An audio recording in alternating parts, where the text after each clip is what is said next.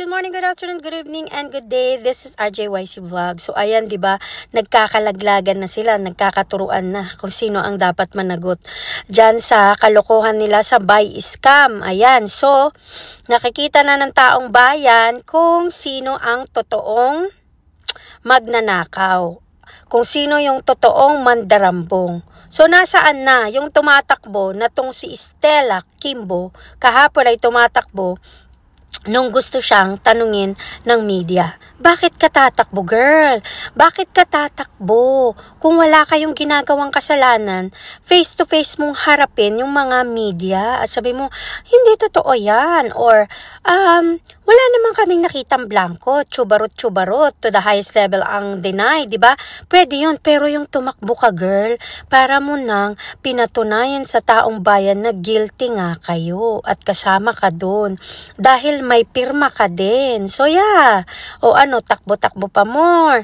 O ang yabang mo, di ba, nung dinidikdik mo si BP Sara about sa transparency and good governance and chuba-chubanes, na sabi mo, kawatan si BP Sara, kaya kailangan siyang i-impeach. O ano na ngayon? Bilyon ang mga ninakaw nyo dyan sa budget ng Pilipinas. And I'm pretty sure this is not just this year. I would say you've been doing that since umupo itong si Bangag.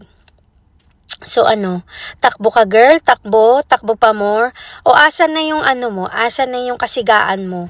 Nung sinasabi mong kailangan i-impeach si BP Sara, good governance, accountability and transparency. Anyari, girl. Anyari. Patakbo ka pa. Akala ko magkakaroon tayo ng artista van tour kahapon eh. Kaso bigla kang nagsara. So Karma Bell is real. Yan yung sinasabi namin na kahit kailan mananaig pa rin ang katotohanan kahit anong gawin nyo. Hindi nyo maitatago to. At dahil lumalabas na ng bonggang-bongga sa media at nag-iingay ang taong bayan na ipalabas nyo kung saan nyo dinala yung pera ng taong bayan, anyari na. Ano nang gagawin mo? Tatakbo ka na lang. Asan yung kasigaan mo? Siga ka nun, diba? Asan yung kasigaan mo? Ipakita mo yung kasigaan mo. Kasi diba, siga ka nun. Ang yabang-yabang mo. Kung dikdikin nyo si BP Sara, akala mo hindi ka na matitigok. Akala mo ikaw may-ari ng mundo. O ano na? Ha? Wala pala, mahina pala kayong nilalang eh.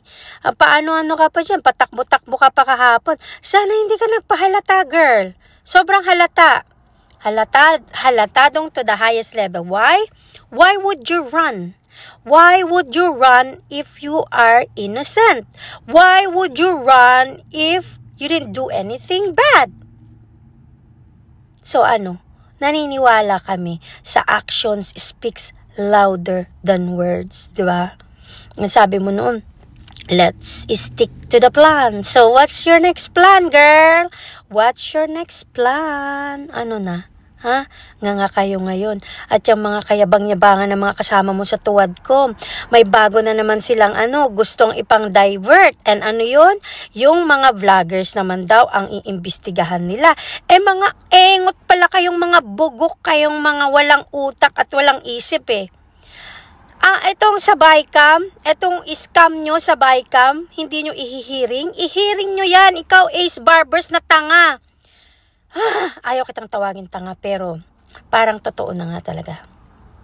Wala kang isip at wala kang puso, Ace Barbers.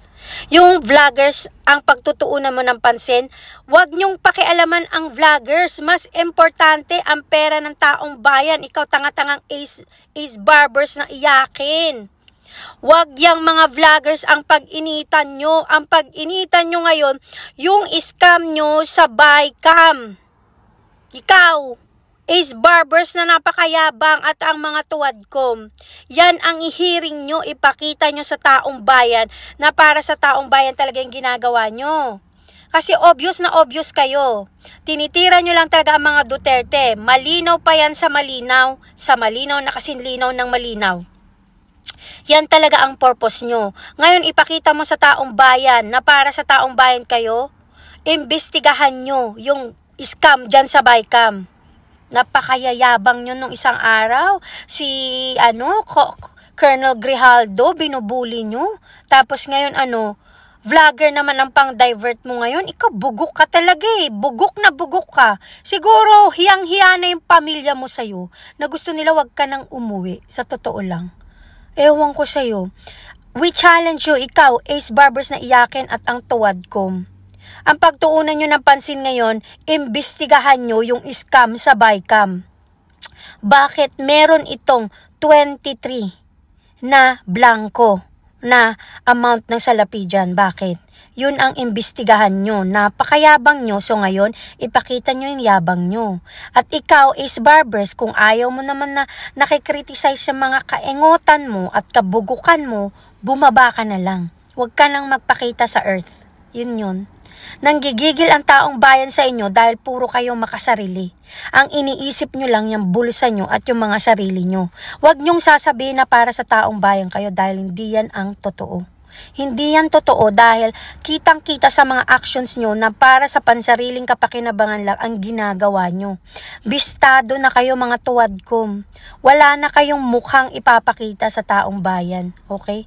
Kaya please lang, huwag kang magmarunong na vloggers na namang ang pang-divert mo dahil mapapahiya lang kayo. Kayo kapag minura-mura kayo ng mga vloggers dyan huwag kayong iiyak kasi iyakin kayo eh. Lalo ka na Ace Barbers na napakayabang. Kala ko matalino, bugok pala. Kala ko nun matalino ka hindi pala eh. Ang dami nyong bugok dyan. As in, ang dami nyo. Nag-aral kayo, ilang taon na kayong dyan, na paupo-upo na wala naman palang kwenta. Tapos ganyan lang gagawin nyo. Mag-hearing kayo sa scam nyo sa Bicam. Yun ang gawin nyo, okay? I challenge you. Wala kayong kwenta.